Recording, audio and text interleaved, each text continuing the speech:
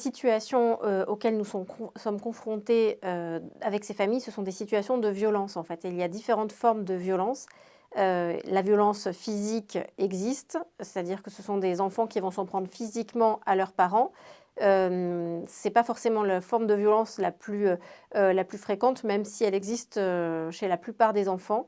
On remarque aussi des formes de violence qui sont plus des violences psychologiques. Ça va être par exemple le harcèlement, le fait de redemander en boucle la même chose jusqu'à ce qu'on puisse obtenir une réponse, de relancer sans cesse, de coller physiquement les parents, etc. Mais aussi parfois des menaces. Ça, ce sont on va dire des procédés qui sont très utilisés par ces enfants, en particulier la menace de se faire du mal, la menace de ne plus aller en cours, la menace de fuguer. Donc ce sont aussi des stratégies violentes et bien sûr la violence verbale, les insultes, c'est aussi quelque chose de très commun.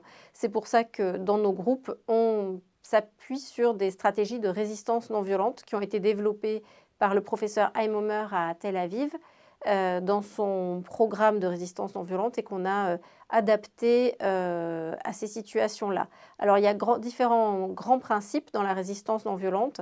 On va dire qu'un des grands principes, c'est de ne jamais réagir à chaud. Et ça, c'est peut-être un des points les plus importants parce que souvent, ce sont des parents qui veulent avoir une réaction éducative immédiate pour justement montrer que c'est eux qui décident, qu'ils ont le contrôle. Et ça peut justement les piéger parce que dans les moments de provocation de la part des enfants, si on essaye d'avoir le dernier mot ou de montrer qu'on est en gros le plus fort, on sait que ça va se retourner contre les parents parce que ça va faire une escalade de violence en miroir et le parent va être obligé finalement de céder parce qu'il ne peut pas utiliser la violence contre son enfant et le parent n'en ressortira pas en ayant obtenu gain de cause. Donc ce sont souvent des schémas qu'il faut connaître dans ces familles parce que ce sont les schémas à l'œuvre au quotidien parce que les parents ne veulent pas, ne veulent pas lâcher prise finalement quand ils sont victimes de provocations ou d'insultes.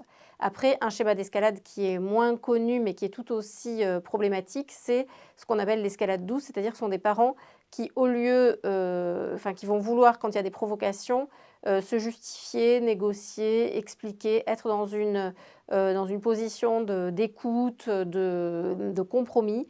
Et on montre que ce sont des schémas aussi qui vont renforcer la soumission du parent et la domination de l'enfant parce que l'enfant se dit finalement j'obtiens toujours ce que je veux puisque mon parent cherche toujours à négocier et ce sont des schémas beaucoup plus insidieux.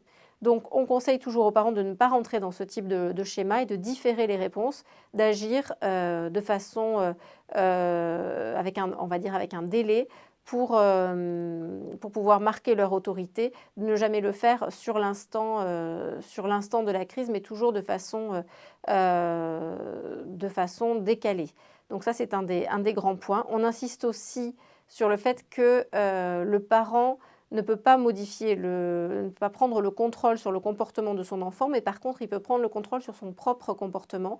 Et donc, ce que les parents vont devoir modifier, c'est leur comportement de parents pour justement apprendre à utiliser la non-violence, à rester, on va dire, calme, faire des actions différées, de présence, etc., en accord avec leurs valeurs. On va y revenir.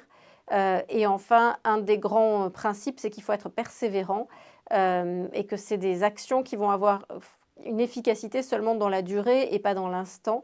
Donc c'est un des proverbes de la résistance non violente, c'est « il ne faut pas vaincre mais persister », c'est-à-dire qu'on s'inscrit vraiment dans quelque chose de la durée pour modifier la situation familiale.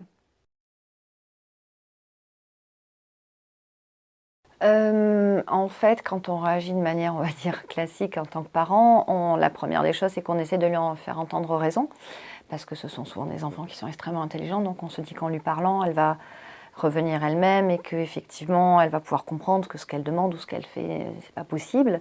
Et très vite, on se rend compte que, en fait, ça ne fait que engendrer l'agressivité et que finalement, ça monte très très vite et qu'à partir du moment où la crise est arrivée, c'est plus du tout contrôlable. Donc, soit c'est un des parents qui parle beaucoup, qui essaye de la raisonner, l'autre parent qui est peut-être plus ce jour-là dans l'autorité, voilà, un enfant, on a des valeurs, on a une éducation, donc on a un cadre, donc on essaye aussi en tant que parent de se positionner. Et on se rend compte que quoi qu'il en soit, peu importe que la stratégie qu'on va mettre en place, en fait, ça ne fonctionne pas. Ça ne fait que décupler la violence chez l'enfant, qu'elle soit verbale ou physique ou autre. Donc, on est très vite désarmé parce que peu importe les stratégies mises en place, en fait, ça ne fait que décupler la violence et la crise a lieu quoi qu'il en soit.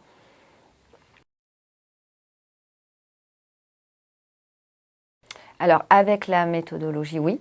Parce qu'effectivement, lorsqu'on a vu que la méthodologie, fallait battre le fer quand il était froid et qu'effectivement, ça ne servait à rien de discuter ou de rentrer dans ça, on apprend. Alors, il faut être persévérant, hein, c'est ce que vous disiez, et se dire que voilà, il faut absolument pas donner du mouvement à ce départ de crise. Il faut vraiment juste se taire et en parler dans un second temps et ne absolument pas être rentré dans ce jeu-là, qui n'est pas un jeu, hein, parce que l'enfant ne le fait pas en pleine conscience. Mais ceci étant, la situation, elle est là. C'est qu'on a une crise qui arrive et que c'est absolument incontrôlable et qu'il ne faut surtout pas l'alimenter.